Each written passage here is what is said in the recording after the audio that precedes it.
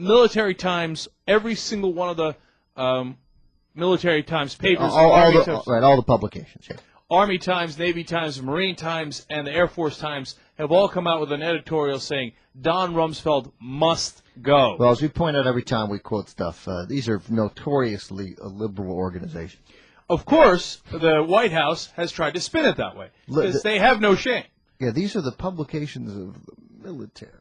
The military, no, of course, the military is ridiculously liberal. They don't support the troops. That's the problem. No, but the thing is, I'm being serious about this, and I don't understand why everybody's not jumping all over the White House for this. Tony Snow they asked about this to Tony Snow, and he responded by saying, "Oh, it's grandstanding, and it's a shabby piece of work," and he said that the president has shrugged it off. Now, why is it not insulting to the troops when their major publication says the Secretary of Defense must go, and something that is, again, unprecedented, never done before, and all these other generals have come out, and George Bush just shrugs off all of the generals, all of the military, all of the troops. Why is that not insulting to the troops? Yeah, why? I agree exactly. And I mean, you know, it is nothing is more clear of this administration's refusal to listen to any dissenting views.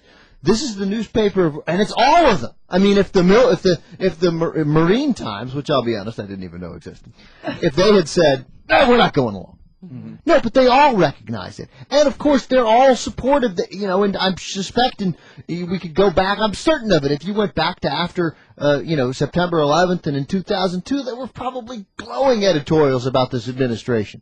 These guys are not hostile to Republicans in any way, shape, or form. So they're weak, and they just want to sell books.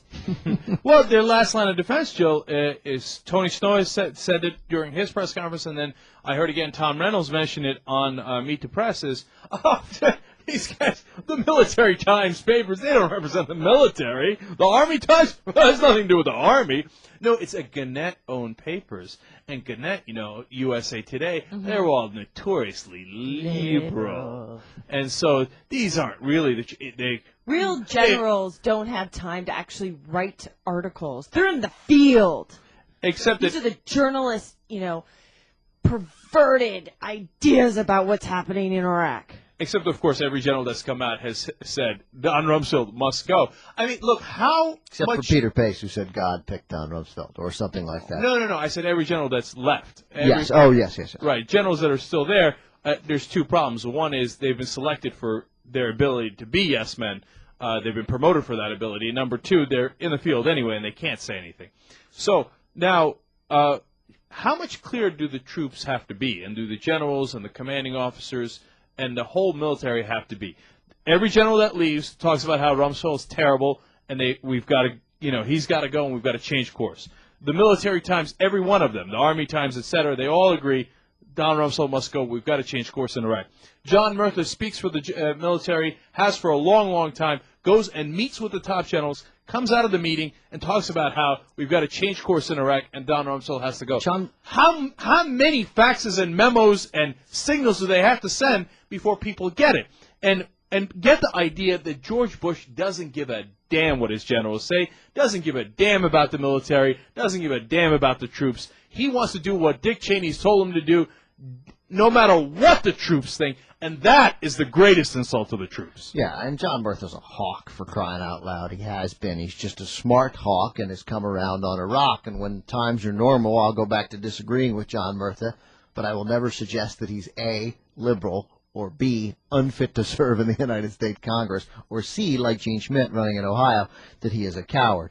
By the way, as you mentioned, that Tony Snow called the papers, which are produced by a subsidiary of Gannett, and he says they're biased, and that Gannett does not have a single newspaper with a conservative editorial page.